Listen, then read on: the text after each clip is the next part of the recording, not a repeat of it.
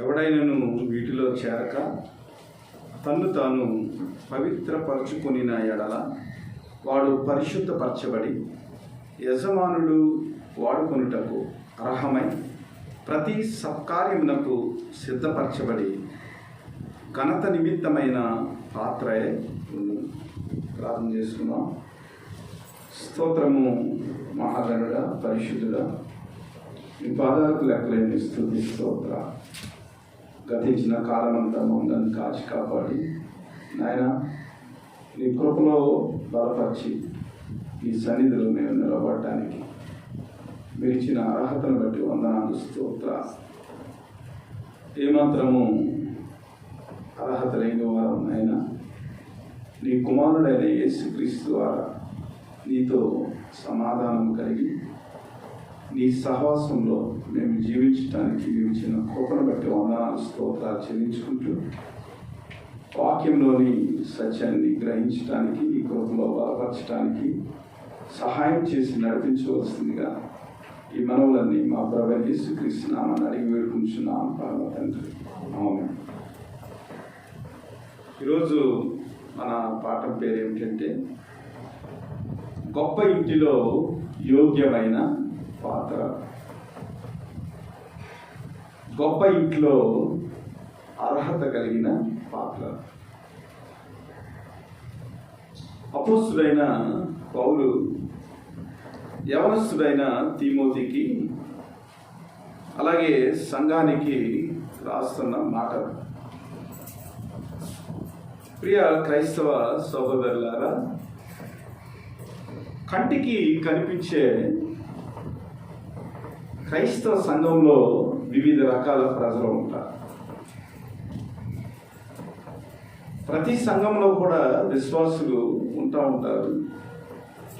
అయితే వారి యొక్క మనస్తత్వాల గురించి మనం ఆలోచన చేసినప్పుడు క్రీస్తు యొక్క దృష్టిలో వారి యొక్క జీవన విధానము ఆయనను మెప్పించేదిగా ఉందా లేదా ఆయనను నొప్పించేదిగా ఉందా? చాలామంది సంఘాలకు వస్తూ ఉంటారు. అయితే వచ్చేవారందరూ కూడా ప్రభువుకి చెందినవారు కారు. ప్రభువుకి చెందిన వారు ఎవరో, ప్రభువుకి చెందని వారు ఎవరో, ప్రభు యొక్క ప్రేమలో ఆయన యొక్క విశ్వాసంలో నడిచేవారు ఎవరో సమస్తాన్ని ఎరిగిన దేవుడుగా దేవుడు ఉంటా ఉన్నారు.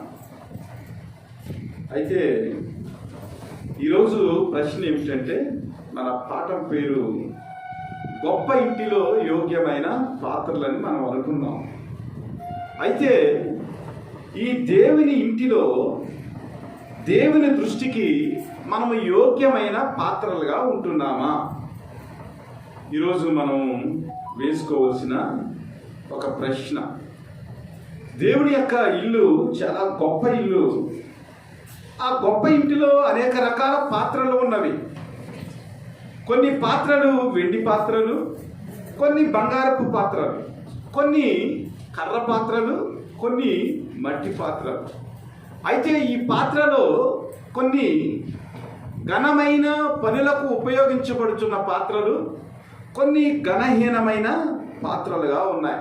అనగా సంఘాలలో వ్యక్తుల గురించి పౌలు గారు తిమోతికి కొన్ని మాటలు చెప్తా ఉన్నాడు. ఎందుకంటే తిమోతి సంఘాన్ని నడిపించే నాయకుడిగా, ఒక దైవ సేవకుడిగా తిమోతి ఉన్నాడు. ఈ తిమోతికి సంఘాన్ని ఎలాగ నడిపించాలో, సంఘంలో ప్రజలు ఎలా ఉన్నారో, వారి యొక్క దృష్టి ఏమిటో, వారి యొక్క నడవడి ఏమిటో నీవు గమనించాలి. కాబట్టి ఈ సంఘములో ఉన్న వ్యక్తుల యొక్క మనస్తత్వాన్ని బట్టి వారు ఘనమైన వారిగా, ఘనహీనమైన వారిగా దేవుని దృష్టికి ఎంచబడతారు. కాబట్టి వారి విషయంలో నీవు ఎలాగ ఉండాలి, ఈ ఘనమైన పాత్రలుగా ఎంచబడిన వారి యొక్క పరిస్థితి సంఘాలలో ఎలాగ ఉంటుంది అని పౌలు గారు తిమోతికి, అలాగే అక్కడ ఉన్న సంఘానికి చాలా వివరంగా కొన్ని విషయాలు మాట్లాడుతూ ఉన్నారు.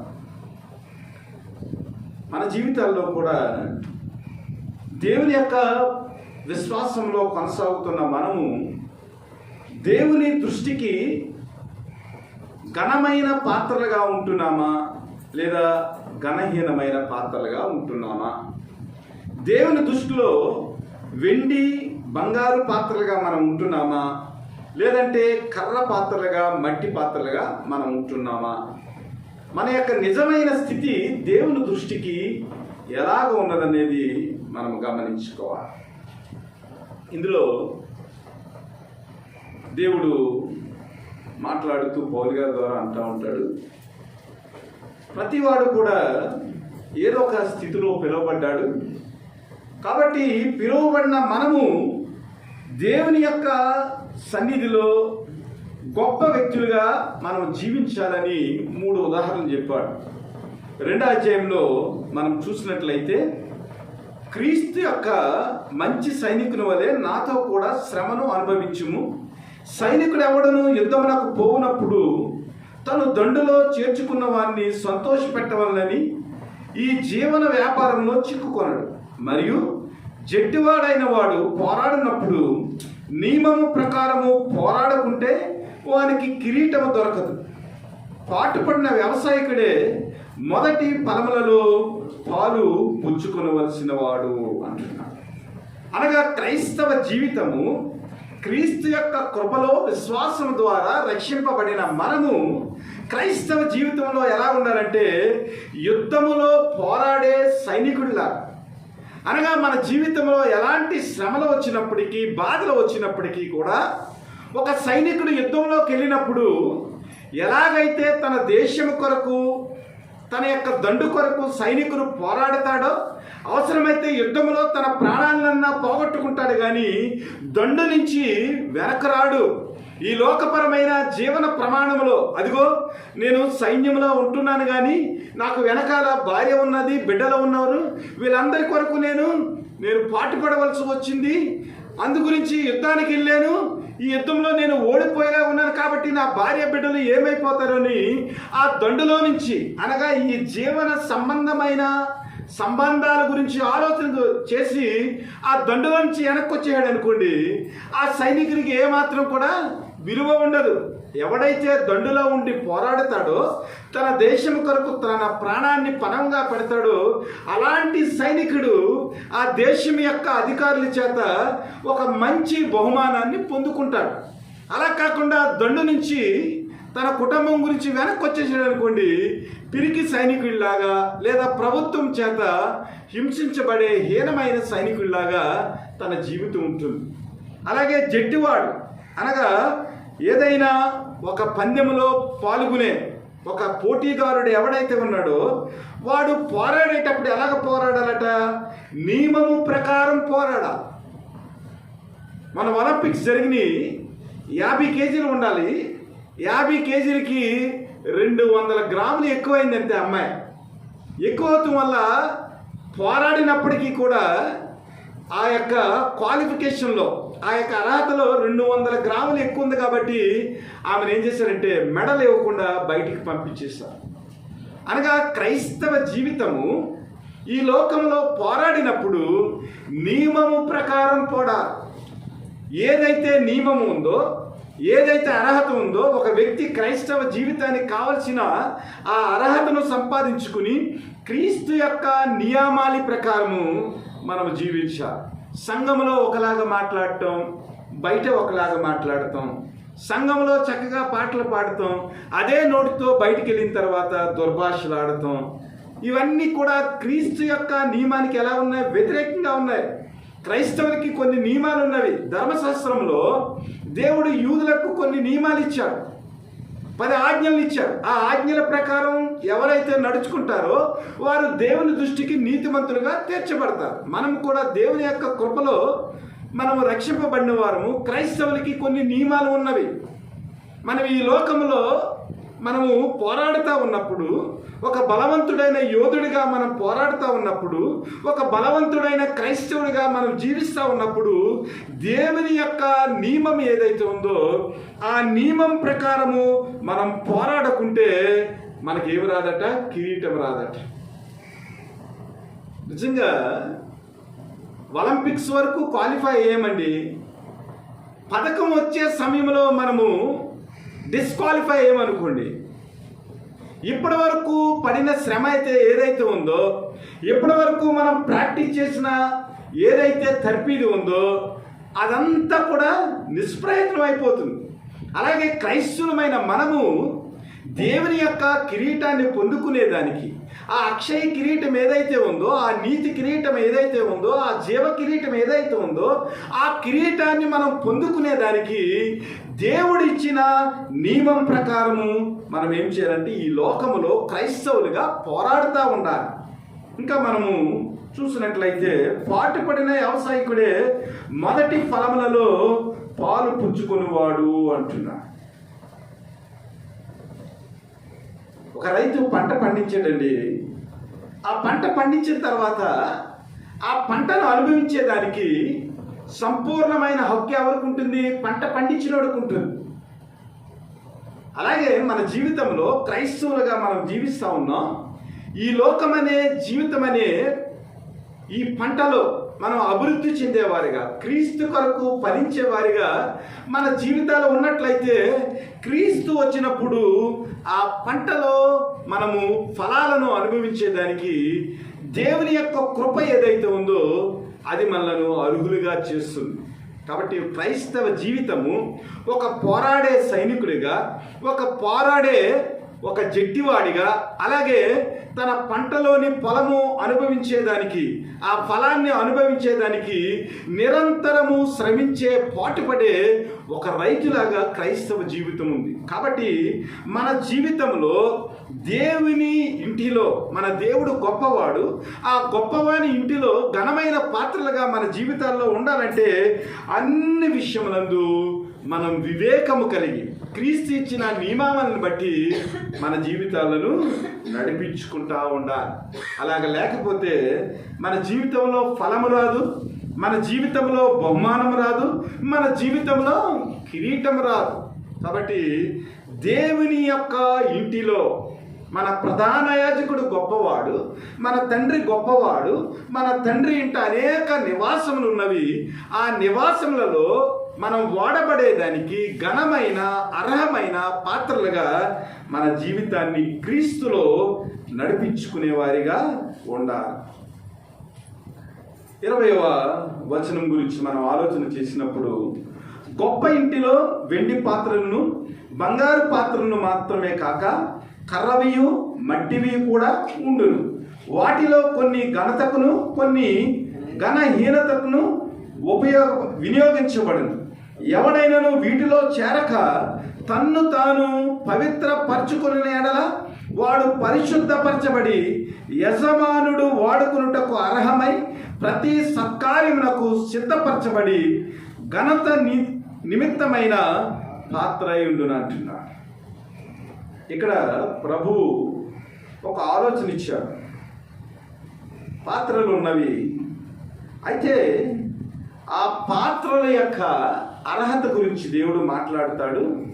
ఎవడైనను వీటిలో చేరక తన్ను తాను పవిత్రపరచుకుని ఎడల వారు పరిశుద్ధపరచబడి యజమానుడు వాడుకున్నటకు అర్హమై ప్రతి సత్కార్యమునకు సిద్ధపరచబడి ఘనత నిమిత్తమైన పాత్ర అయి ఉండును అంటున్నాడు.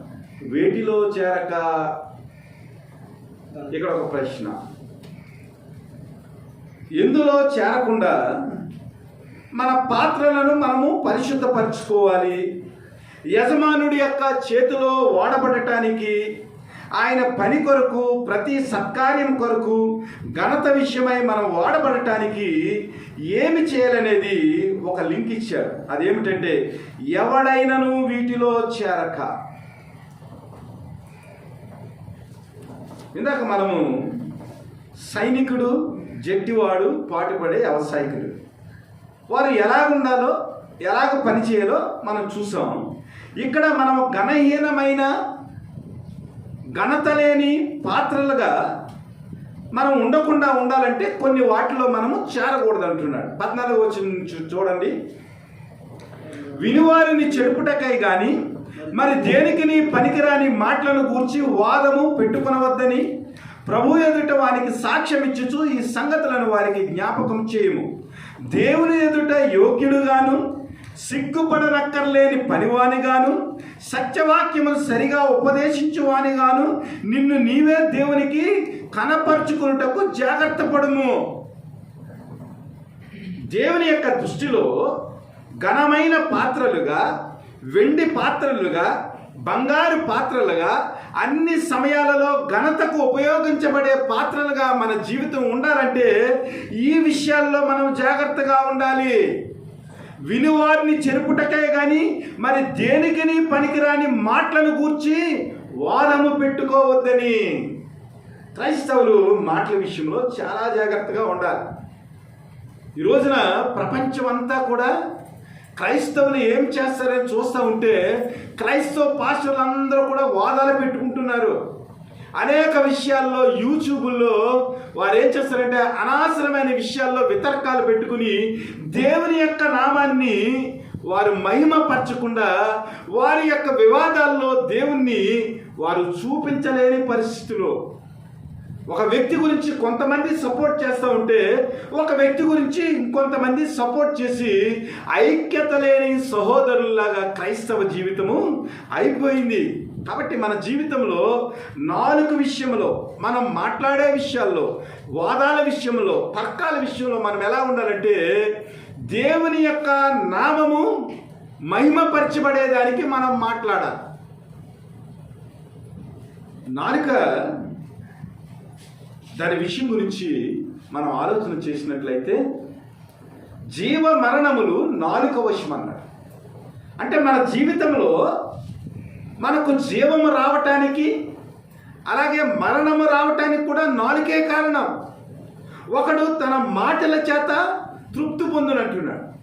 అనగా ఏ వ్యక్తి అయితే మంచి మాటలు మాట్లాడతాడో ఆ వ్యక్తి యొక్క మంచి మాటలను బట్టి దేవుడు ఫలాన్ని ఇస్తాడట. ఆ నోటి ఫలము చేత తన జీవితం ఏమవుతుందంట, తృప్తికరంగా సాగుతుందని సొలొమోను చెప్తా ఉన్నాడు. అలాగే బుద్ధిహీని యొక్క నోటి నుంచి వచ్చే ఆ మాటలు ఏమైతే ఉన్నావో ఆ మాటలన్నీ కూడా ప్రపంచాన్ని కాల్చివేస్తాయట. మన శరీరంలో నరము లేని బలమైన అవయవం ఏదన్నా ఉందంటే అది నాలుక అన్నమాట. అదేం చేస్తుందంట, ఒక్క మాటతో ప్రపంచం మొత్తాన్ని ఏం చేస్తుందంట, తన యొక్క అగ్ని చేత కాల్చివేస్తుందట. కాబట్టి దేవుడు ఏమంటున్నాడంటే వినువారిని చెరుపుటకే కానీ మరి దేనికిని పనికిరాని మాటల గూర్చి వాదము పెట్టుకోవద్దని ప్రభు ఎదుట వారికి సాక్ష్యం ఇచ్చుచు ఈ సంగతులను జ్ఞాపకం చేస్తూ ఉన్నానంటున్నా.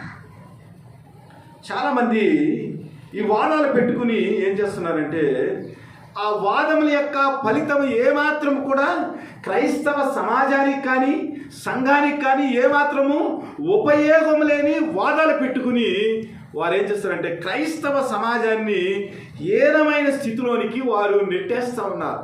కాబట్టి తిమోతి గురించి పౌలు గారు మాట్లాడుతూ, ఇదిగో తిమోతి, నువ్వు యవనస్తులుగా ఉన్నావు కాబట్టి సంఘాలలో అనేక రకాలుగా వివాదాలు వస్తున్నాయి. కాబట్టి ఆ వివాదాల విషయంలో నువ్వేం చేయాలి, పనికిరాని మాటలు ఏవైతే ఉన్నావో, దేవుని యొక్క సంఘాన్ని చెరిపే మాటలు ఏమైతే ఉన్నావో ఆ విషయాల్లో నువ్వు చాలా జాగ్రత్తగా ఉండాలి, వాదం పెట్టుకోవద్దు. కాబట్టి ఈ విషయంలో నీకు నేనేం చేస్తున్నానంటే జాగ్రత్తగా నడుచుకోమని నేను నీకు జ్ఞాపకం చేస్తా ఉన్నాను అంటున్నాడు. తిమోతి రాసిన మొదటి పత్రికలో 3వ అధ్యాయము 14వ వచనం నుంచి మనం చదివినట్లయితే, శీఘ్రముగా నీ ఎంతకు వద్దునని నిరీక్షించుచున్నాను, అయినను నేను ఆలస్యము చేసిన యెడల దేవుని మందిరములో అనగా జీవము గల దేవుని సంఘములో జనులు ఎలాగూ ప్రవర్తింపవలనో అది నీకు తెలియవలనని ఈ సంగతులను నీకు రాయిచున్నాను. ఆ సంఘము సత్యమునకు స్తంభమును ఆధారమై ఉన్నది అంటున్నా. దేవుని సంఘము జీవం గల సంఘము, అది సత్యానికి ఆధారమైన సంఘము. కాబట్టి ఈ సత్యానికి ఆధారమైన దేవుని జీవము గల ఈ సంఘములో జనులు ఎలాగూ ప్రవర్తించాలి, వారు ఎలాగో మాట్లాడాలి, క్రీస్తు కొరకు వారు ఎలాగో బ్రతకాలి, వారి జీవితంలో వారి యొక్క నడవడి ఎలా ఉండాలి, ఇవన్నీ కూడా నీకు జ్ఞాపకం చేయటానికి, జనులను సరిదిద్దేదానికి, వారి ప్రవర్తనలో మార్పు తెచ్చేదానికి ఎలాగ నడుచుకోవాలో ఈ పత్రికలో నీకు రాస్తున్నానని జ్ఞాపకం చేస్తా ఉన్నాడు. కాబట్టి క్రైస్తవ జీవితము దేవుని కొరకు విలువగా జీవించవలసిన జీవితం. దేవుడు ఘనమైన పాత్రగా, ఒక వెండి పాత్రగా, బంగారు పాత్రగా నీ జీవితాన్ని, నా జీవితాన్ని ఆయన యొక్క ఘనత కొరకు ఉపయోగించుకోవాలని తన స్వరస్థం ఇచ్చి మనల్ని సంపాదించుకున్నాడు. ఆయన ప్రశస్తమైన రక్తం చేత కలవరిగిరిలో ఆయన తన మొత్తము రక్తాన్ని దారబోసి మనల్ని సంపాదించుకుంటే, ఆ ఘనమైన పాత్రలుగా ఉన్న మనము మన యొక్క ప్రవర్తన దేవుని యొక్క దృష్టికి ఘనమైనదిగా ఉండాలనేది దేవుని యొక్క ఉద్దేశం. 15వ వచనంలో మనం చూసినట్లయితే, దేవుని ఎదుట యోగ్యునిగాను, సిగ్గుపడనక్కర్లేని పనివానిగాను, సత్యవాక్యమును సరిగా ఉపదేశించువానిగాను నిన్ను నీవే దేవునికి కనపరుచుకున్నటకు జాగ్రత్త పడుము. పైనేమో జ్ఞాపకం చేసుకోమంటున్నాడు. ఇక్కడ చూసినట్లయితే దేవుని యొక్క దృష్టిలో మనం యోగ్యులుగా ఉండాలట. మనం ఏ పని చేసినా అది దేవుని దృష్టికి వెళ్ళేటప్పటికీ మనము చేసిన పనిని బట్టి దేవుని ఎదుట మనము సిగ్గుపడలేని వ్యక్తులుగా, అనగా మంచి చేసిన వ్యక్తులుగా మనం ఏం చేయాలంటే దేవుని దగ్గర ధైర్యముగా నిలబడే వ్యక్తులుగా ఉండాలి. అలాగే సత్యవాక్యమును సరిగా ఉపదేశించువానిగాను నిన్ను నీవే దేవునికి కనపరుచుకుంటకు జాగ్రత్త పడుము అంటున్నాడు. ఇది ఒక రకంగా ఆత్మీయ జీవితంలో ఎదిగి అనేక చోట్ల మనం దేవుని యొక్క వాక్యాన్ని వెదజల్లుతూ ఉంటాం. ఆ వెదజల్లేటప్పుడు దేవుని యొక్క వాక్యాన్ని సరిగా అర్థం చేసుకుని జనులకు మనం వివరించే వారిగా ఉండాలి.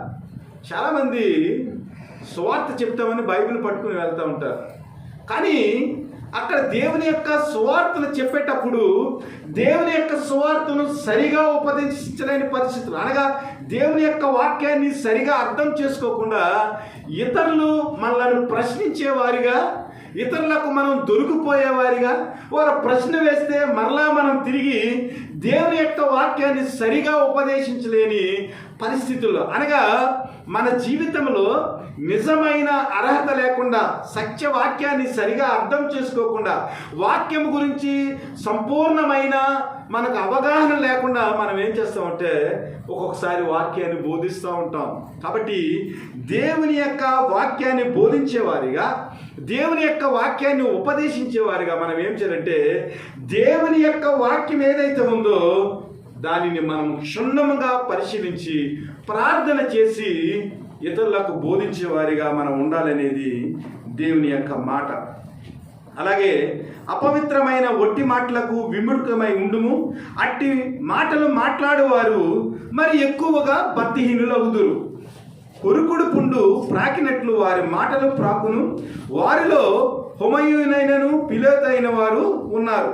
వారు పునరుద్ధానము గతించినని చెప్పుచు సత్యము విషయము తప్పిపోయి కొందరి విశ్వాసమును చెరుపుచున్నారు. అయినను దేవుని యొక్క స్థిరమైన పునాది నిలకడగా ఉంది అంటున్నారు. అపవిత్రమైన మాటలకు మనం ఎలా ఉండాలంట? పక్కకు తొలగిపోవాలంట. మనం విముఖత చూపించకూడదు. ఎవడైనా అపవిత్రమైన మాటలు మాట్లాడుతూ ఉన్నాడు అనుకోండి, ఇవన్నీ కూడా దేవుని యొక్క దృష్టిలో అర్హమైన పాత్రలుగా, ఘనమైన పాత్రలుగా మనం జీవించేదానికి దేవుడు మనకు ఇచ్చే క్వాలిఫికేషన్స్. చాలామంది ఒట్టి మాటలు మాట్లాడుతూ ఉంటారు. అలాంటి మాటలు మాట్లాడేటప్పుడు మనం ఏం చేస్తాం? మనుషులను, వారి యొక్క మాటలను మనం త్రోసిపుచ్చకుండా వారిని మెప్పించేదానికి దేవుని మాటలు కాకపోయినా వారితో మనం జతకట్టి వారి మాటలు వింటూ ఉంటాం. ఆలోచన చేయండి. ఎవరైనా ఒట్టి మాటలు మాట్లాడుతూ ఉన్నారనుకోండి, వెంటనే ఏం చేయాలి? క్రైస్తవ విశ్వాసులుగా మనము పక్కకు తప్పుకుని, అమ్మా ఇవి దేవునికి సంబంధించిన మాటలు కాదు, కాబట్టి ఈ మాటల్లో నన్ను కలపకని మనం ఏం చేయాలంటే అక్కడి నుంచి మనం వెళ్ళిపోవాలి. ఎందుకంటే దీనివల్ల ఒక ప్రమాదం ఉంది. కొరుకుడు పుండు ప్రాకినట్లు వారి మాటలు ప్రాకును, వారిలో హోమయైనను పిలోతైన వారు ఉన్నారు. వారు పునరుద్ధానము గతించినని చెప్పుచు సత్యం విషయము తప్పిపోయి కొందరి విశ్వాసమును చేర్పుచున్నారు. కొంకుడు పురుగు అంటే ఒక క్యాన్సర్ లాంటిది అనమాట. ఈ మాటలు మనం వింటా ఉన్నప్పుడు ఏమవుతుందంటే ఆ మాటలు మన చెవిలోనికి బలంగా నాటబడతాయి. బలంగా నాటపడిన తర్వాత ఏమవుతుందంటే ఈ క్యాన్సర్ పుండు ఎలాగైతే శరీరాన్ని మొత్తం తినేస్తుందో, ఈ ఒట్టి మాటలు, దేవునికి దృష్టిలో విలువలైన మాటలు మన యొక్క హృదయంలోనికి వెళ్ళిపోయి ఆత్మీయ జీవితం నుంచి మనం తప్పుకునే పరిస్థితి ఉంది. కాబట్టి మన జీవితంలో ఘనమైన పాత్రలుగా మనం ఉండాలంటే వట్టి మాటలకు మనం విముఖత చూపించి అవి మన శరీరానికి మనకు హాని చేసేవిగా, మనలను ఆత్మీయ జీవితం నుంచి తప్పించే విధముగా ఉంటాయి. కాబట్టి అలాంటి విషయంలో మనం ఏమవుతామంటే దేవుని గూర్చిన సత్య విషయంలో ప్రక్కకు తప్పుకునే పరిస్థితి ఉంది. కాబట్టి ఆ విషయాల్లో మనం ఏం చేయాలంట, జాగ్రత్తగా ఉండి. ఇక్కడ 2 వ్యక్తులను ఇచ్చాడు. ఆ 2 వ్యక్తులు కూడా ఇలాంటి మాటలు విని, వట్టి మాటలు విని సత్యమైన సువార్తను వారి జీవితంలో వారు గ్రహించలేక, దేవుని యొక్క పునరుద్ధానం గురించి సరి అయిన అవగాహన లేక వారు ఏం చేశారంట, విశ్వాసం నుంచి తప్పించుకుని పోయి క్రీస్తుకి దూరంగా వారు వెళ్ళిపోయారంట. కాబట్టి మన పునాది ఏదైతే ఉందో, క్రీస్తు యొక్క పునాది ఏదైతే ఉందో, అనగా క్రీస్తు మరణాన్ని జయించి ఆయన తిరిగి లేచాడు. ఆ తిరిగి లేచిన పునరుద్ధాన శక్తి ఏమైతే ఉందో, క్రీస్తు యొక్క పునరుద్ధానం ఏదైతే ఉందో, అది మన జీవితాలకు ఒక పునాదిగా ఉంది. వారు ఎవడైనా వచ్చి క్రీస్తు లేవలేదు, పునరుద్ధానం లేదని చెప్పాడు అనుకోండి, మన జీవితాల్లో అవి ఒట్టి మాటలుగా మనం గ్రహించి ఆ మాటలను మనం ఏం చేయాలి, పక్కకు తీసివేయాలి మన హృదయంలో. అలా కాకుండా నిజమేనేమో, వీడు చెప్పిన బోధ ఓకేనేమో, యేసుక్రీస్తు దేవుడు కాదేమో, యెహోవాయే దేవుడేమో, పరిశుద్ధాత్మ దేవుడు కాదేమో, క్రీస్తే దేవుడేమో, ఇలాగ రకరకాల దేవుని గూర్చిన సత్యవాక్యాన్ని గూర్చిన అనేక రకాల వివాదాలు ఈ క్రైస్తవ జీవితంలో దుర్బోధలు ఉంటా ఉన్నాయి. కాబట్టి క్రీస్తు యొక్క పునాది, క్రైస్తవుని యొక్క పునాది క్రీస్తు యొక్క పునరుద్ధానం. కాబట్టి ఆ పునరుద్ధానుడైన యేసుక్రీస్తు మీద మనం దృష్టి ఉంచి దేవుని యొక్క ప్రేమను గ్రహించేవారిగా, ఈ లోకములో పోరాడేవారిగా, ఈ లోకములో నియమం ప్రకారం జీవించేవారిగా, ఈ లోకములో పాటుపడే క్రైస్తవులుగా మన జీవితాలు ఉన్నప్పుడు మనం ఏమవుతామంటే దేవుని యొక్క ఆ గొప్ప ఇంటిలో ఘనమైన పాత్రలుగా మనం ఏం చేస్తాం, దేవుని చేతిలో వాడబడే పాత్రలుగా మనం ఉంటాం. కాబట్టి అలాంటి విషయాల్లో, అనగా ఈ లోకానికి సంబంధించిన విషయాల్లో, ఈ లోకానికి సంబంధించిన దుర్బాధల విషయాల్లో, ఈ లోకానికి సంబంధించిన ఏ విధమైన ఉపయోగం లేని వాగ్వివాదాల విషయంలో, వట్టి మాటల విషయంలో మనం ఏం చేయాలంటే దూరంగా ఉండి వాటిలో చేరక మనం ఏం చేయాలంటే తన్ను తాను పవిత్రపరచుకుని పరిశుద్ధపరచబడి యజమానుడు వాడుకునుటకు అర్హమైన ప్రతి సత్కార్యమునకు సిద్ధపరచబడి ఘనత నిమిత్తమైన పాత్రయై ఉండునంటున్నాడు. అనగా ఈ లోకపరమైన విషయాల్లో మనం ఏమాత్రము కూడా చేరకుండా వాగ్వివాదాలు ఏమైతే ఉన్నాయో వాటిని విడిచిపెట్టి దేవుని దృష్టిలో మనం ఎలా ఉండాలంట, పరిశుద్ధపరచబడి మన జీవితాన్ని మనం పరిశుద్ధపరచుకోవాలి. ఎలాగ పరిశుద్ధపరచుకోవాలంటే పైన మనము ఆ విషయాలు చెప్పాం. మాటల విషయంలో, వాగ్వివాదాల విషయంలో, బోధ విషయంలో, ప్రతి విషయంలో, దేవుని కూర్చిన సత్యవాక్యం విషయంలో, ప్రతి విషయంలో మనం ఏం చేయాలంటే అనుభవ జ్ఞానాన్ని కలిగి మనము దేవుని దృష్టికి మనము అర్హమైన పాత్రలుగా మనలను మనము పరిశుద్ధపరచుకుని యజమానుడు వాడుకున్నటకు అర్హమైన ప్రతి సత్కార్యమునకు సిద్ధపరచబడి మనం ఏం చేస్తామంటే ప్రభు కొరకు నిలబడటానికి, లేదా ప్రభు దృష్టిలో మనం యోగ్యులుగా కనపడుతూ ఉంటాం. మనల్ని మనం పరిశుద్ధపరచుకుంటాం. పరిశుద్ధపరచుకున్న వ్యక్తులుగా ఉండటమే కాదు కానీ దేవుని యొక్క చేతిలో వాడబడటానికి కావలసిన అర్హతను కూడా మనం సంపాదించుకోవాలి. మనం ఏమనుకుంటామంటే దేవుడు నన్ను వాడుకుంటా లేదేంటి, దేవుని యొక్క స్వార్థలో నేను వాడబడతా లేదేంటి, దేవుని దృష్టిలో నేను కడగబడిన వ్యక్తిగా ఉన్నాను కదా, నన్ను నేను పరిశుద్ధపరచుకున్నాను కదా, ఈ లోక సంబంధమైన విషయాలలో నేను పాలు పంపులు పంచుకుంటా లేదు కదా, మరి దేవుని యొక్క చేతిలో నేను ఎందుకు వాడబడతా లేదని ఒక్కోసారి మనకు ప్రశ్న వస్తూ ఉంటుంది. ప్రియ దేవుని బిడ్డలారా, దేవుని చేతిలో మనం వాడబడటానికి మన జీవితంలో క్వాలిఫికేషన్స్ కూడా మనం సంపాదించుకోవాలి. ఇప్పుడు దేవుని సంఘంలో పాటలు పాడాలనుకోండి, ఖాళీ సమయాల్లో పాటలు మనం ప్రాక్టీస్ చేయాలి కదా. దేవుని సంఘంలో వాక్యాన్ని బోధించేదానికి నీకు అర్హత కావాలనుకోండి, వాక్యాన్ని క్షుణ్ణంగా చదివి అధ్యయనం చేసే ఆ కృప కొరకు నువ్వు త్యాగం చేయాలి కదా. కొంత సమయాన్ని ఆలోచన చేయి. దేవుని దృష్టిలో మనం వాడబడేదానికి పరిశుద్ధపరచబడటమే కాదు, కానీ ఆ పరిశుద్ధపరచబడిన తర్వాత దేవుని యొక్క ఘనమైన పాత్రగా మనము వాడబడటానికి, ప్రతి సత్కార్యములకు వాడబడటానికి సిద్ధపడి ఉండాలి. మనం సిద్ధ మనస్సు కలిగి మన జీవితాలను క్రీస్తు వైపు నడిపించాలి. మన జీవితంలో మరి సిద్ధ మనసు లేదనుకోండి, దేవుడు ఎలా వాడుకుంటాడు? మనకు మంచి హైట్ ఉందండి, మంచి బాడీ ఉందండి, మనం చక్కగా పరిగెట్టగలమండి, మనం పోలీసు ఉద్యోగానికి కావలసిన ప్రతి అర్హత మన జీవితానికి ఉందండి. మరి పోలీసు ఉద్యోగం వెళ్ళటానికి మనకు మనసు ఉండాలి కదా. ఇప్పుడు నేను పాస్టర్గా పనిచేయాలంటే, పాస్టర్గా పనిచేసుకునేదానికి నాకు సిద్ధ మనసు కావాలి కదా. ఒక సింగర్గా మీరు దేవుని యొక్క సేవలో ముందుకు వెళ్ళాలంటే ఆ సింగర్గా స్థిరపడేదానికి సిద్ధ మనసు ఉండాలి కదా. ఒక బోధకుడిగా స్థిరపడేదానికి మీకు సిద్ధ మనసు ఉండాలి కదా. ఒక ప్రార్థనా పరురాలుగా మనం జీవించేదానికి, ప్రార్థన చేయడానికి సిద్ధమైన మనసు మనకు ఉండాలి కదా. కాబట్టి దేవుని యొక్క దృష్టిలో, దేవుని యొక్క చేతిలో ఘనమైన పాత్రలుగా మనం వాడబడాలంటే మనకేముండాలి? సిద్ధపరచబడిన మనస్సు కూడా ఉండాలి. ఆయనకు ఉపయోగమైన వ్యక్తులుగా మనము ఈ లోకంలో జీవించగలగాలంటే మన జీవితంలో సిద్ధపరచబడి ఘనత నిమిత్తమైన పాత్రే ఉండాలి. అంటే ప్రిపేర్డ్గా ఉండాలన్నమాట. దీని గురించి ఒకసారి నేను చెప్పాను. ఒక కుష్ఠవాని చేతిలో ఒక మంచి యాపిల్ పండు ఉందండి. ఆ కుష్ఠవాడు తన కుష్టముతో ఆ యాపిల్ పండుని ఎవరికైనా పంచిపెడతా ఉన్నాడు అనుకోండి,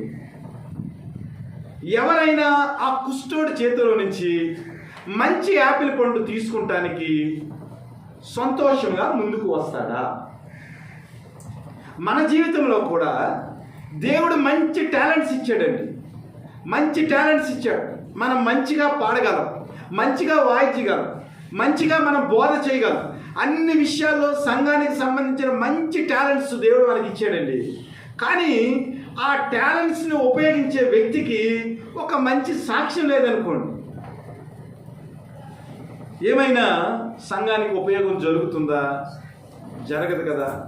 కాబట్టి మన జీవితంలో ఈ క్వాలిఫికేషన్స్ మనము దేవుని దృష్టికి ఘనమైన పాత్రలుగా మనం కనిపించాలి, మనము పరిశుద్ధపరచబడాలి, ఆయన వాడుకుంటానికి కావలసిన అర్హత ఉండాలి.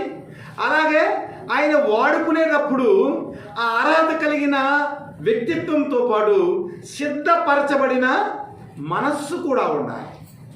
అనగా ఈ వ్యక్తిని మనం వాడుకోవచ్చు. ప్రభువైన యేసుక్రీస్తు వారు శిష్యుల గురించి, ఆయన ఎంపిక గురించి మనం ఆలోచన చేసినట్లయితే ఆయన దారంటే పోతా ఉన్నాడు. ఆంద్రేయ, యోహాను వీళ్ళందరూ కూడా వలలు వేస్తూ ఉన్నారు. పేతురు, యాకోబు వీళ్ళందరూ వలలు వేస్తూ ఉన్నారు. ప్రభు ఆంద్రేయని చూసి, ఆంద్రేయ నీవు నన్ను వెంబడించాను. వెంబడించంటే తన వలలను, తన యొక్క స్వాస్థ్యాన్ని విడిచిపెట్టి వీళ్ళు ఏం చేశారంటే క్రీస్తుని వెంబడించే వ్యక్తులుగా వారు ఉన్నారు. మన జీవితంలో కూడా మనకు అర్హత ఉందండి. ఒకవేళ అర్హత లేకపోయినా నీకు సిద్ధ మనసు కలిగి ఉంటే దేవుడు నిన్ను వాడుకుంటాడు. కానీ దేవుడు పిలిచినప్పుడు, దేవుని యొక్క ప్రణాళికలో నీవు ఉన్నప్పుడు, ఆయన అర్హత కలిగిన పాత్రగా, ఘనమైన పాత్రగా దేవుడు నిన్ను ఎంచినప్పుడు, ఒకవేళ నీకు సిద్ధ మనసు లేదనుకోండి, దేవుడు పిలిచిన వెంటనే వారు వలలు విడిచి దేవుని దగ్గరికి రాలేదనుకోండి, యేసు ప్రభు పిలిచిన ఆ మాటకి విలువేముంది? కాబట్టి మన జీవితంలో ఈ 4 క్వాలిఫికేషన్స్ ఉండాలి. దేవుని దృష్టిలో మనం అర్హత కలిగిన వ్యక్తులుగా ఉండాలి. అలాగే మన హృదయాన్ని, మన ప్రవర్తనను మనం పరిశుద్ధపరచుకున్న వ్యక్తులుగా ఉండాలి. అలాగే దేవుని దృష్టిలో ఈ వ్యక్తిని వాడుకుంటే సంఘానికి ఉపయోగపడతాడనే ఆ మంచి నిర్ణయము దేవునికి కలగాలి. అలాగే దేవుడికి కలిగిన తర్వాత మనకు కూడా వాడబడేదానికి సిద్ధ మనసు మనము కలిగి ఉండాలి. అలా ఉన్నప్పుడు మనం ఏమవుతామంటే దేవుని నిమిత్తమైన ఘనమైన పాత్రలుగా, దేవుని ఇంటిలో గొప్ప పాత్రలుగా మన జీవితము దేవుడు దీవించిన జీవితంగా ఉంటుందని మనం అర్థం చేసుకోవాలి. ఇంకా కొన్ని విషయాలు మాట్లాడుతాను. ఘనమైన పాత్రలుగా మనం ఉండేదానికి ఎలా ఉండాలనేది కొన్ని విషయాలు మాట్లాడుతున్నాడు. 22వ వచనంలో మనం చూసినట్లయితే, నీవు యవ్వనేచ్ఛల నుండి పారిపోము, పవిత్ర హృదయులై ప్రభువునకు ప్రార్థన చేయవారితో కూడా నీతిని, విశ్వాసమును, ప్రేమను, సమాధానమును వెంటాడు. మనం ఏం చేయాలంట? యవ్వనేచ్ఛల నుండి పారిపోవాలంట. పవిత్ర హృదయులై ప్రభువునకు ప్రార్థన చేయవారితో కూడా నీతిని, విశ్వాసమును, ప్రేమను, సమాధానమును వెంటాడు. మన జీవితంలో ఇంకా యవ్వనేచ్ఛలు ఉన్నాయేమో. ప్రసాద్ గారు రాశారు కదా ఒక పాట, అందులో ఒక మాట ఉంటుంది, ముసలుతనము వచ్చినా కానీ మురిపము తీరలేదా.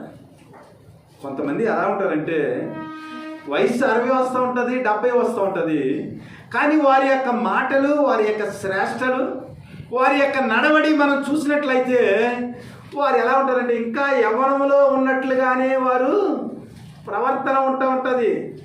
50 ఏళ్ళు వచ్చిన వాడు 50 ఏళ్ళు కాకుండా 17 సంవత్సరాల ప్రవర్తిస్తూ ఉంటే దేవుని దృష్టికి వాడు ఎలాగా అంగీకారమైన పాత్రగా, ఉపయోగపడే పాత్రగా, ఘనమైన పాత్రగా ఉంటాడు. ఇక్కడ తీమోతిని చూసినట్లయితే తీమోతి యవనస్తుడు. తీమోతి, నువ్వు యవనస్తుడిగా ఉన్నావు, కానీ నువ్వేం చేయాలా? నీ హృదయంలో యవ్వన కోరికలు ఏవైతే ఉన్నావో, యవ్వన ఇచ్చలు ఏవైతే ఉన్నావో వాటి నుంచి నీవు పారిపోవంటున్నాడు. క్రైస్తవులుగా మనం అందరం కూడా క్రీస్తులో ఉన్నవారము. బాప్తిస్మం తీసుకున్నప్పుడు మనం శరీరేచ్ఛలలో, యవ్వనేచ్ఛలలో మనం మృతి పొందిన వారము. కాబట్టి మనం ఏం చేయాలి? యవ్వనేచ్ఛలకు మనం ఏం చేయాలా? దూరంగా పారిపోవాలి. దూరంగా పారిపోతామే కాదు, కానీ పవిత్ర హృదయులైన ప్రభువునకు ప్రార్థన చేయవారితో కూడా నీతిని, విశ్వాసమును, ప్రేమను, సమాధానమును వెంటాడమంటున్నాడు. దేవుని బిడ్డలారా, దేవుని దృష్టిలో ప్రతి పాత్ర కూడా చాలా విలువైంది. ప్రత్యక్ష గుడారంలో మనం చూసుకున్నట్లయితే బలిపీఠం ఉంది, గంగాళం ఉంది, ధూపవేదిక ఉంది, మందస్సం ఉంది, ప్రతి దానికి కూడా దీపవృక్షం ఉంది. ప్రతి దానికి కూడా దేవుని మందిరంలో దాని పనులు కేటాయించబడ్డాయి. దహన బలి జరిగిన తర్వాత ఆ దహన బలి ఏదైతే జంతువు ఉందో ఆ జంతువు కాలిపోయిన తర్వాత బూడిద అవుతుంది. ఆ బూడిదని ఎత్తేదానికి గరిటెలు ఉన్నాయి, పళ్ళాలు ఉన్నాయి. దేన్ని ఎక్కడ పెట్టాలో ప్రతి దానికి కూడా దేవుడు ప్రతి పరికరాన్ని దేవుని మందిరంలో సేవ కొరకు ఆయన మోషే యొక్క ప్రత్యక్ష గుడారాన్ని తయారు చేసేటప్పుడు అనేక ఆజ్ఞలు ఇచ్చాడు. ప్రతి దానికి కూడా ఆయన వస్తువులను సమకూర్చాడు. మరి పవిత్రమైన దహనబలి జరిగిన తర్వాత ఆ బూడిదని ఎత్తేదానికి మనం చేతులతో ఎత్తడానికి వీలు లేదు. పవిత్రమైన ప్రతిష్ఠితమైన వస్తువులను దేవుడు ఆ ప్రత్యక్ష గుడారంలో సేవ చేసేదానికి ఆయన ఏం చేశాడంటే ప్రతి వస్తువును కూడా పరలోక సంబంధమైన విషయాలతో ఆయన ఒక నిదర్శనంగా మోషేకు ఆజ్ఞించినట్లుగా మనం చూస్తూ ఉన్నాం. అలాగే మందిరంలో ఉన్న ప్రతి వ్యక్తి కూడా ప్రాముఖ్యమైన వాడే. పౌలు గారు మాట్లాడుతూ అంటాడు, ఇదిగో మట్టి ఘటములో ఆయన యొక్క మహిమైశ్వర్యమును నాలో నింపాడు అంటున్నాడు. ఒకవేళ మనకి ఏ విధమైన టాలెంట్ లేదని మనం అనుకోవచ్చు, కానీ ఒకవేళ మట్టి పాత్రలుగా ఉన్నా కూడా ప్రభు దృష్టిలో నీవు ఘనమైన పాత్రగా ఎంచబడేదానికి నీ ప్రవర్తన ఏం చేయాలన్నమాట, సరిదిద్దుకోవాలి. ఇక్కడ తీమోతితో మాట్లాడుతూ ఇదిగో నువ్వు యవనేచ్ఛల నుంచి నువ్వేం చేయాలి? పారిపోవాలంటున్నాడు. దీని గురించి మాట్లాడుతూ తీమోతికి రాసిన మొదటి పత్రికే 4వ అధ్యాయం 11వ వచనం ఒకసారి చూడండి. నీ యవన బలమును బట్టి ఎవడును నిన్ను తృణీకరింపనీయకుము గాని మాటల్లోను, ప్రవర్తనలోను, ప్రేమలోను, విశ్వాసములోను, పవిత్రతలోను విశ్వాసులకు మాదిరిగా ఉండుము. నీ యవ్వనాన్ని బట్టి ఎప్పుడు కూడా నిన్ను తృణీకరించకూడదు. ఇదిగో దేవుని మందిరానికి వెళ్తున్నాడు, బాప్తిస్మం తీసుకున్నాడు, దేవుని యొక్క కృపలో ఎదుగుతున్నాడు, ప్రసంగాలు చేస్తూ ఉన్నాడు. కానీ ఇతని యొక్క యవ్వన క్రియలను బట్టి చూసినట్లయితే ఇతడు చాలా మోసపూరితమైన, దేవునికి ఇష్టం లేని వ్యక్తిగా జీవిస్తున్నాడని ఎవరైనా మన మీద నింద వేస్తే, కాబట్టి క్రైస్తవులైన వారు ప్రతి వారు కూడా యవ్వనమును బట్టి ఎవడును నిన్ను తృణీకరింపనీయకుము గాని మాటల్లోను, ప్రవర్తనలోను, ప్రేమలోను, విశ్వాసములోను, పవిత్రతలోను విశ్వాసులకు మాదిరిగా ఉండుము. నీ యవ్వనేచ్ఛల నుంచి పారిపోమంటే అంత ఎక్స్ప్లెనేషన్ ఇచ్చాడు. ఇక్కడ ఏమంటాడంటే పవిత్ర హృదయులై ప్రభువులకు ప్రార్థన చేయవారితో కూడా నీతిని, విశ్వాసమును, ప్రేమను, సమాధానమును వెంటాడము. అనగా ఇక్కడ యవ్వనేచ్ఛల నుంచి మనం పారిపోయి దేవుని ఆత్మీయ విషయాల్లో ఎవరైతే ఆధ్యాత్మికంగా ఎదిగారో, ఎవరైతే దేవుని యొక్క వాక్యంలో ఎదుగుతున్నారో, ఎవరైతే పవిత్రమైన హృదయాన్ని కలిగి ఉన్నారో, ఎవరైతే పవిత్రమైన మాటలు కలిగి ఉన్నారో, ఎవరైతే సత్యవాక్యములు సరిగా బోధిస్తున్నారో వారితో కలిసి నువ్వేం చేయాలంట? ప్రభువులకు ప్రార్థన చేయ వారితో కూడా నీతిని, విశ్వాసమును, ప్రేమను, సమాధానమును వెంటాడమాట. అనగా మన పాత్ర ఎలా ఉండాలంటే ప్రభు యొక్క గుణగణాలతో మన పాత్ర అంతా నిండిపోవాలి. దేవునికి అర్హమైన పాత్రగా, దేవునికి ఉపయోగపడే పాత్రగా మన పాత్ర అంతా కూడా పరిశుద్ధమైన క్రియలతో నింపబడి ఉండాలి. మన పెద్దలు ఎవరైతే ఉన్నారో వారితో మనం ఏం చేయాలంట? జత కూడి ప్రార్థన చేయవారితో కలిసి సమాధానకరమైన జీవితాన్ని మనం జీవించేదానికి నేర్చుకోవాలి. అలా నేర్చుకున్నప్పుడు దేవుని యొక్క ప్రేమ ఏమిటో మన జీవితాల్లో మనం చూడగలుగుతాం. సామెతల గ్రంథము 6వ అధ్యాయము 5వ వచనం ఒకసారి చూడండి. సామెతల గ్రంథము వేటగాని చేతిలో నుండి వేటగాని చేతిలో నుండి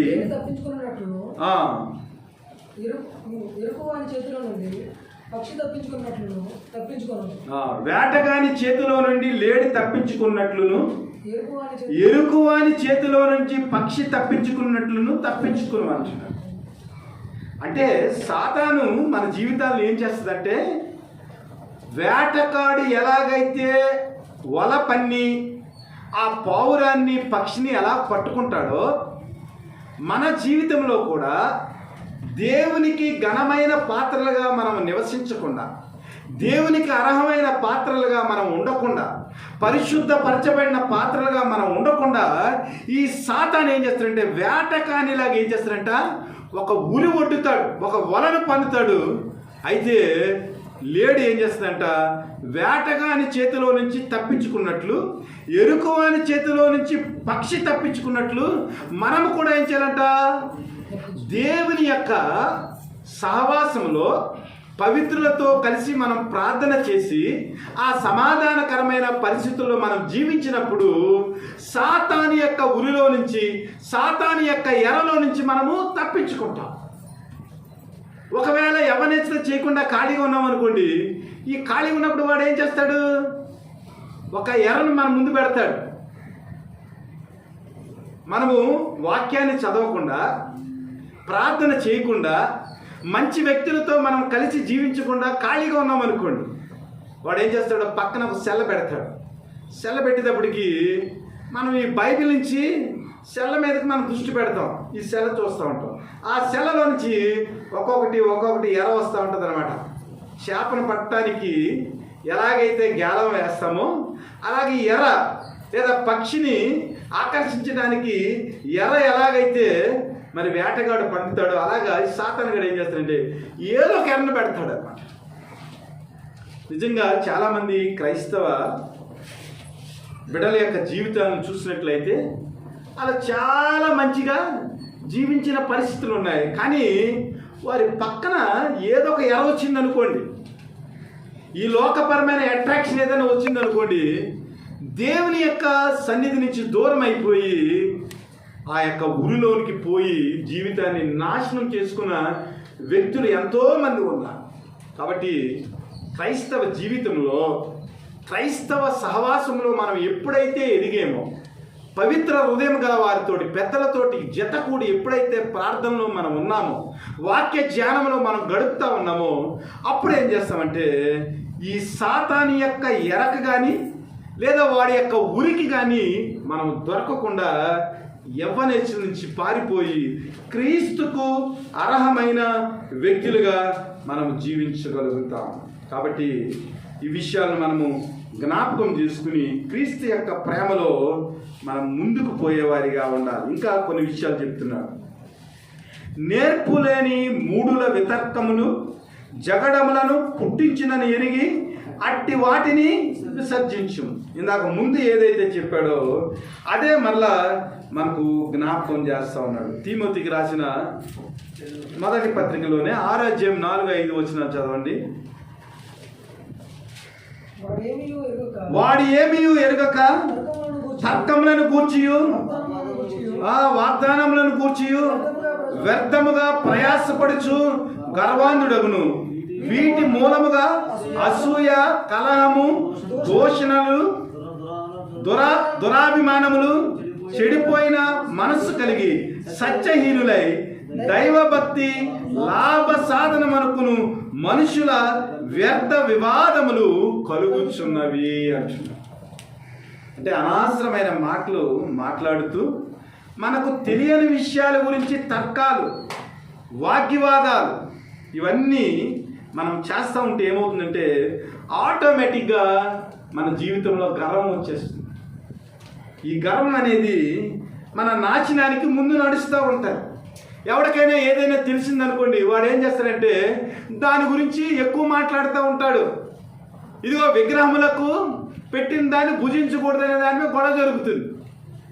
వాడికి తెలిసింది కొంత, తెలియంది కొంత. మరి తీమోతి పత్రికలో రాయబడింది ఏమిటంటే దేవుడు చేసిన ప్రతిదీ కూడా చాలా పవిత్రమైనది, ప్రార్థన చేసుకుని తినమన్నాడు. ఇక్కడ ప్రార్థన చేసుకుని తినమన్న దాని మీద ఒకడేమో మాట్లాడుతూ ఉంటాడు, విగ్రహాలకు పెట్టిన దాన్ని ముట్టకూడదని ఒకడే మాట్లాడుతుంటాడు. కానీ ఆ వాక్యం ఏ సందర్భంలో చెప్పాడు, ఈ వాక్యం ఏ సందర్భంలో చెప్పాడు, రెండింటినీ కూడా మనం క్షుణ్ణంగా పరిశీలన చేసి ఆ వాక్యాన్ని ఆ సందర్భానికి అనుసారంగా మనము మన జీవితంలో అడాప్ట్ చేసుకున్నట్లయితే దేవుని యొక్క సత్య విషయమైన జ్ఞానం గురించి మనకి అవగాహన జరుగుతుంది. అలా కాకుండా ఎవడు చదివిన వాక్యం మీద వాడే బేస్ అయ్యాడు అనుకోండి, వాడి జీవితంలో ఏమవుతుంది, గర్వం పెరిగిపోతుంది. ఆ గర్వం పెరిగిపోయినప్పుడు ఏమవుతుంది, క్రైస్తవుల మధ్య అసూయలు వచ్చేస్తాయి, కలహాలు వచ్చేస్తాయి, దోషంలో వచ్చేస్తాయి, దురాభిమానము. అప్పటి వరకు వారిద్దరు కూడా చాలా అభిమానం కలిగి ఉంటారు. కానీ ఈ వాక్యంలో సత్య జ్ఞానం గురించిన ఆ అనుభవం లేక, వాక్యాన్ని గురించి సరిగా అర్థం చేసుకోలేక ఒకడు వాగ్వాదాలు పెట్టుకుని ఏం చేస్తారంటే దురాభిమానం పెరిగిపోయి దైవ భక్తిలో వారు ఏమవుతారు, వెనక్కి వెళ్ళిపోతూ ఉంటారు. కాబట్టి క్రైస్తవుడిగా వాక్యాన్ని గురించిన సత్యమైన ఆ జ్ఞానాన్ని మనం సంపాదించుకునే వారిగా ఉండాలి. కానీ నేర్పులేని మూడుల వితర్కములు జగడములు పుట్టించిన ఎరిగి వాటిని ఏం చేయాలి, మనం విసర్జించాలి. ఎవడైనా వికట ప్రశ్నలు వేస్తూ ఉంటాడు. దేవుని నమ్మని వాడు ఒకడు ఏం చేస్తాడు, వికట ప్రశ్నలు వేస్తూ ఉంటాడు. దేవుడు ఉంటే రమ్మని అంటాడు. అసలు యెహోవా ఎవరంటాడు, క్రీస్తు ఎవడంటాడు, పరిశుద్ధాత్మ ఎవడంటాడు, అసలు మీ దేవుని నమ్ముకుంటేనే పరలోకం వెళ్తామా, వేరే దేవుడు కాదా అని అంటాడు. రకరకాల ప్రశ్నలు, రకరకాల వాగ్వివాదాలు మన జీవితంలో వస్తూ ఉంటాయి. వాటి వల్ల అసూయ వస్తుంది, వాటి వల్ల కలహారం వస్తాయి. ఒక్కొక్కసారి రకరకాల విపత్కర పరిస్థితులు వచ్చి దేశమే పాడైపోయే స్థితిలోనికి నెట్టివేయబడతారు. కాబట్టి క్రైస్తవులుగా, దేవుని బిడ్డలుగా, దేవుని చేతిలో వాడబడే ఘనమైన పాత్రలుగా, యోగ్యమైన పాత్రలుగా మనము గొప్పవాని ఇంటికి సంబంధించిన వారం. కాబట్టి ఆ గొప్పవాని యొక్క మనస్తత్వాన్ని మన జీవితంలో పుణికి పుచ్చుకుని ఈ లోకములో ఎవరికి వివాదము రేపకుండా మనం ఏం చేయాలంటే మూడుల యొక్క ఆ తర్కాలను మనం విసర్జించాలి. అంటే వాటి జోలికి మనము వెళ్లకుండా సత్య విషయమైన అనుభవజ్ఞానం వారికి కలుగుటకై దేవుడు ఒకవేళ ఎదురుడాలు వారికి మనసు దయచేయను, అందువలన సాతాను తన ఇష్టము చొప్పున చెరపట్టిన వీరు వాని ఊరిలో నుంచి తప్పించుకుని మేలుకొందురేమని ప్రభు యొక్క దాసుడు అట్టి వారిని సాత్వికముతో శిక్షించుచు జగడమాడక అందరి ఎడల సాధువుగాను బోధింప సమర్థుడుగాను కీడును సహించువాడుగాను ఉండవలెను అంటున్నాడు. ఇది చాలా ఆత్మీయమైన గొప్ప భావన. చాలామంది దేవుణ్ణి వ్యతిరేకిస్తూ ఉంటారు, దేవుణ్ణి నమ్మకుండా వాగ్వివాదాలు పెట్టుకుంటూ ఉంటారు. అయితే ప్రభు ఏమంటున్నాడంటే దేవుని గురించి, దేవుని యొక్క సత్యం గురించి నీకు అనుభవ జ్ఞానం ఉంది కాబట్టి ఒకవేళ దేవుడు వారికి ఎదురుగుంటా వెళ్ళి వారికి వాక్యాన్ని బోధించి తన యొక్క జ్ఞానాన్ని వారికి ఇచ్చి వారిని దేవుని యొక్క దాసులుగా ఒకవేళ వాడుకుంటాడేమో. కాబట్టి వారి విషయమై మీరేం చేయాలంట? సాత్వికముతో శిక్షించుచు జగడమాడక అందరి ఎడల సాధువుగాను బోధింప సమర్థుడుగాను కీడును సహించువాడుగాను ఉండవలని అంటున్నాడు. దీని గురించి మనం ఆలోచన చేసినట్లయితే పౌలు గారి జీవితం గురించి ఆలోచన చేస్తామండి. పౌలు గారు తన అనుభవంతో తీమోతికి రాస్తా ఉన్నాడు. పౌలు గారు సంఘాన్ని హింసించిన వ్యక్తులుగా ఉన్నాడు. క్రీస్తుని ఎవరైతే నమ్ముకున్నారో, క్రీస్తు కొరకు ఎవరైతే నిలబడ్డారో అలాంటి వ్యక్తులను అందరినీ కూడా హింసించిన వ్యక్తులుగా పౌలు యొక్క జీవితం కనపడతా ఉంది. పౌలు యొక్క జీవితంలో ధర్మశాస్త్రాన్ని వల్లించిన వాడిగా, యూదుడిగా, ఒక మంచి పరిసయుడిగా తన జీవితంలో క్రైస్తత్వాన్ని అంగీకరించలేని వ్యక్తిగా ఉన్నాడు. కానీ అపోస్తుల కార్యాలు 9వ అధ్యాయంలో మనం చూసినట్లయితే ఆ తాకీదులు పట్టుకుని క్రైస్తవుని హింసించడానికి, దేవుని నమ్ముకున్న వారిని చెరపట్టడానికి వెళ్ళిపోతూ ఉంటే ఆ దమస్కు ప్రాంతానికి వచ్చేటప్పటికి దేవుడు ఏం చేశాడంటే సడన్గా పౌలు గారిని పడగొట్టినప్పటికి కళ్ళన్నీ కూడా బయలు కమ్మేసినాయి. ప్రభు నువ్వు ఎవడు అంటే దేవుడు ఏమనంటే నీవు హింసించుచున్న క్రీస్తుని నేనే అన్నాడు. అయ్యి బాబోయ్ ప్రభు అని వెంటనే తన జీవితంలో ఒక మార్పు వచ్చి దేవుని కొరకు అన్యజనులు ఎదుట నిలబడిన వ్యక్తిగా, దేవుని సువార్తను బోధించిన వ్యక్తిగా, దేవుని కొరకు అనేక శ్రమలను అనుభవించిన వ్యక్తిగా పౌలు యొక్క జీవితము మనకు కనబడతా ఉంది. ఇశ్రాయేల్ జీవితాన్ని గురించి మనం ఆలోచన చేసినట్లయితే ఇశ్రాయేల్ జీవితంలో కూడా వారు తప్పిపోయిన వ్యక్తులుగా కనబడుతున్నారు. ఇశ్రాయేల్ జీవితంలో చూసినట్లయితే వారు అనేక అవిధేయతలు, వారు దూడను చేసిన వారిగా, వ్యభిచారం చేసిన వారిగా, దేవుని యొక్క వాక్యాన్ని విసర్జించిన వారిగా, దేవుని యొక్క వాక్యాన్ని ఎరగని తరమువారిగా ఇశ్రాయేల్ జీవితంలో అనేక రకాల విషయాలు మనం చూస్తూ ఉన్నాం. కానీ దేవుడు ఇశ్రాయేలు యొక్క మనస్సును మార్చి వారికి నూతన హృదయాన్ని ఇచ్చి మాంసపు గుండెని ఇచ్చి మరలా దేవుని కొరకు స్థిరపడిన వ్యక్తులుగా వారి జీవితాలను కట్టిన దేవుడిగా కనబడతా ఉన్నారు. కాబట్టి ఈ లోకంలో అనేక మంది వ్యక్తులు దేవునిలో మారు మనసు పొందకపోవటానికి కారణం ఏమిటంటే సాతాను ఏం చేస్తుందంట, ఒక ఉరిని పన్ని వారిని అందులో బంధించేస్తూ ఉంటుందంట. దేవుని యొక్క వాక్యం తెలుసండి. మా అబ్బాయికి రోజుకి 8 గంటలు సెలవు చూస్తున్నాడండి. వాడి గురించి మనం ఏమి ప్రార్థన చేయాలి? దేవుని యొక్క వాక్యం చదివిన వ్యక్తి, చిన్నప్పటి నుంచి సండే స్కూల్కి వెళ్ళిన వ్యక్తి, మంచి పాటలు పాడే వ్యక్తి. కానీ సాతాను ఏం చేసిందంటే ఆ సెల్ అనే ఊరిలో ఆయన ఏం చేసింది, రోజుకి 8 గంటలు 9 గంటలు ఉండేలాగా చేస్తావు. అలాంటి వారిని మనం ఏం చేయాలా? దేవుని ఒక సేవకుడిగా, దేవుణ్ణి నమ్మిన వ్యక్తులుగా ప్రభు ఒకవేళ ఎదురాడి వారికి మారు మనసు దయచేయండి. అందువలన సాతాను తన ఇష్టము చెప్పిన చెరపట్టిన వీరు వాని ఊరిలో నుంచి తప్పించుకుని మేలు పొందురేమో అని, అలాంటి వ్యక్తులు మారతారేమోని. తప్పిపోయిన కుమారుడు దేవుని యొక్క వాక్యంలో చిన్నప్పటి నుంచి ఎరిగినవాడు, తండ్రి యొక్క వాక్యాన్ని విన్నవాడు. కాబట్టి పందుల దగ్గరికి వెళ్ళాక వాడు దేవునికి మొరపెట్టిన వ్యక్తిగా, బుద్ధి వచ్చిన వ్యక్తిగా, మళ్ళా తిరిగి వచ్చిన వ్యక్తిగా మనం చూస్తూ ఉన్నాం. కాబట్టి మన బిడ్డలు ఎవరైనా ఒకవేళ తప్పిపోతున్నారేమో, దేవుని యొక్క ప్రణాళిక నుంచి వారు తప్పిపోతున్నట్లుగా ఉన్నారేమో. వారు దేవుని వాక్యం తెలిసినప్పటికీ, దేవుని యొక్క సహవాసంలో వారి జీవితాలు కట్టుకున్నప్పటికీ కూడా ఒకవేళ సాతాను మనకు తెలియకుండా వారిని ఊరిలో ఉంచుతుందేమో. ఇశ్రాయేలు ఎలాగైతే ఊరిలో ఉన్నారో, ఇశ్రాయేలు ఎలాగైతే బబులోను చెరలో వారు పాపం చేత కట్టబడ్డారో, కానీ వారు దేవుని వైపు తిరిగిన తర్వాత, దేవుని కృప వారు తెలుసుకున్న తర్వాత, దేవుని కొరకు నిలబడిన ఒక గొప్ప వ్యక్తులుగా అనేక మంది వ్యక్తులు మనకు బైబిల్లో ఉంటున్నారు. కాబట్టి అలాంటి వ్యక్తుల జీవితాల్లో మారు మనసు రావటానికి మనం ఏం చేయాలి?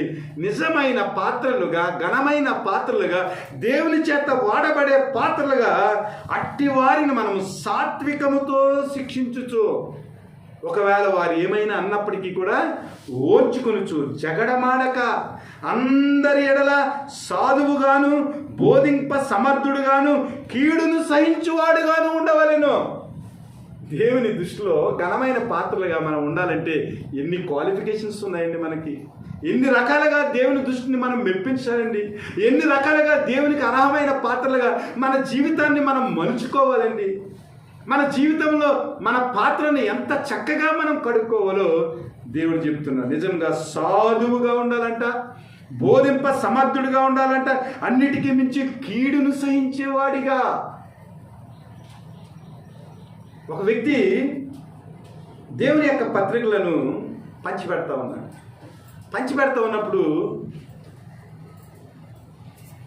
డైరెక్ట్గా ఎన్నిసార్లు చెప్పినా నువ్వు దేవుని పత్రికలను పంచిపెడతా ఉన్నావు, దేవుడు నిన్ను ప్రేమిస్తున్నాడు అని చెప్తా ఉన్నాడని ఒకసారి ఏం చేసినంటే, ఆ వ్యక్తి ఏం చేసినంటే, ఈ పత్రికలకు పంచిపెట్టే వ్యక్తి యొక్క కంఠం బోర మీద కత్తి పెట్టి, ఈసారి చెప్పు, నీవు దేవుడు ప్రేమిస్తున్నాడని చెప్పావంటే నీ కంఠం బోర కోసేస్తానన్నాడు. నువ్వు కోసేసినా పర్లేదు కానీ దేవుడు నిన్ను ప్రేమిస్తున్నాడు అన్నాడు. వెంటనే ఆ వ్యక్తి కన్నీరు కార్చి దేవుణ్ణి విశ్వసించి ఒక గొప్ప బోధకుడిగా తన జీవితాన్ని ప్రారంభించినట్లుగా మనం చూస్తాం. ఈ లోకంలో అనేక మంది సాక్షుల గురించి మనం చెప్తా ఉన్నప్పుడు అనేక మంది దేవుణ్ణి తెలియక తమ జీవితంలో మూర్ఖత్వాన్ని ప్రదర్శించినప్పుడు దేవుని దృష్టిలో ఘనమైన పాత్రలుగా మలచబడిన వ్యక్తుల యొక్క సందేశాన్ని విని, వ్యక్తుల యొక్క సాత్వికాన్ని చూసి, వ్యక్తుల యొక్క మనస్తత్వాన్ని చూసి, వారిలో ఉన్న ప్రేమను చూసి వారు ఏం చేశారంటే తమ జీవితాలను క్రీస్తులోకి నడిపించుకుని క్రీస్తు కొరకు దేవుని యొక్క రాజ్యాన్ని విస్తరింపజేసిన గొప్ప వ్యక్తులు మనకు కనబడతా ఉన్నారు. కాబట్టి ఒక వ్యక్తి జీవితంలో మార్పు రావటానికి గొప్ప ఇంట్లో పాత్ర ఎలాగైతే ఘనమైనదిగా ఉంటుందో, ఎలాగైతే పరిశుద్ధపరచబడిందిగా ఉంటుందో, ఎలాగైతే అర్హమైన పాత్రగా ఉంటుందో, ఎలాగైతే దేవుని చేతిలో వాడబడే పాత్రగా ఉంటుందో, మనము కూడా అన్ని విషయాలలో దేవునికి దృష్టిలో మరి ఘనమైన పాత్రలుగా ఏంటంటే ఆయన యొక్క స్వభావాన్ని, అనగా బోధింప సమర్థుడుగాను, సాధువుడుగాను, పాటుపడే వ్యవసాయకుడిగాను, పోరాడే జట్టివాడుగాను, సైన్యంలో దేశము కొరకు మరి వెనుతిరగక నిలబడే వ్యక్తిగాను, ఒక మంచి సైనికుడిగాను మన జీవితాలను మనం కట్టుకున్నట్లయితే క్రీస్తు కొరకు మనం అనేక ఆత్మలను సంపాదించగలం. ఒక మాట ఫలిష్యులకు రాసిన పత్రిక 4వ అధ్యాయము 6వ వచనం, ప్రతి మనుషునకు యాలాగు ప్రత్యుత్తరం ఇవ్వలనో అది మీరు తెలుసుకున్నటకై మీ సంభాషణ ఉప్పు వేసినట్లు ఎల్లప్పుడూ రుచిగాను కృపా సహితముగాను ఉండనీయుడంట. ఎవడైనా మూర్ఖుడు వచ్చి మాట్లాడాడు అనుకో, వాడితోటి మనం వాగ్వివాదానికి దిక్కుండా ఎలాగ మాట్లాడాలంట, మన సంభాషణ ఎలా ఉండాలంట, ప్రతి మనుషులకు ఎలాగూ ప్రత్యుత్తరం ఇవ్వలను అది మీరు తెలుసుకున్నటకై మీ సంభాషణ ఉప్పు వేసినట్లు ఎల్లప్పుడూ రుచిగలదిగాను కృపా సహితముగాను ఉండనీయుడి. నిజంగా అలా ఉంటుందా? ఒక్క మాట అంటే చాలు, మనలో కృపా సహితమైన మాటలన్నీ పక్కకు పోతాయి, రుచికరమైన మాటలన్నీ పక్కకు పోతాయి. ఒక్క మాట అంటే మొత్తం మన నోటి నిండా దుర్భాషలే వస్తాయి. మరి అలాంటప్పుడు మన సాక్ష్యాన్ని బట్టి ఎవరు మారుతారు? మనం మాట్లాడేటప్పుడు, ఎవరికైనా జవాబు చెప్పేటప్పుడు మన మాటల యొక్క ఆ మాధుర్యము ఒక కూరలో ఉప్పేస్తే ఎంత చక్కగా ఉంటుందో, మన నోటి నుంచి వచ్చే మాట ఒక ఉప్పు కలిపిన ఒక మంచి కూరలాగా, వంటకంలాగా మన మాటలు ఉంటున్నాయా? మన మాటల నోటి నుంచి వచ్చే ఆ మాటల మాధుర్యము కృపాసహితంగా ఉంటుందా? రుచికరంగా ఉంటుందా? ఎలాగుంటుంది? ఒకవేళ అతి రుచికరంగా ఉన్నట్లయితే, అంత కృపాసహితంగా ఉన్నట్లయితే, నీవు దేవుని దృష్టిలో ఘనమైన పాత్రగా, యోగ్యకరమైన పాత్రగా నీ జీవితము ఎంచబడుతుంది. ఇంకా కొన్ని విషయాలు దేవుని బిడ్డలారా, చాలా పాఠం ఉంది. ఇర్మియా రాసిన గ్రంథము 15వ అధ్యాయము 19వ వచనం. ఇర్మియా రాసిన గ్రంథము 15వ అధ్యాయం 19వ వచనం.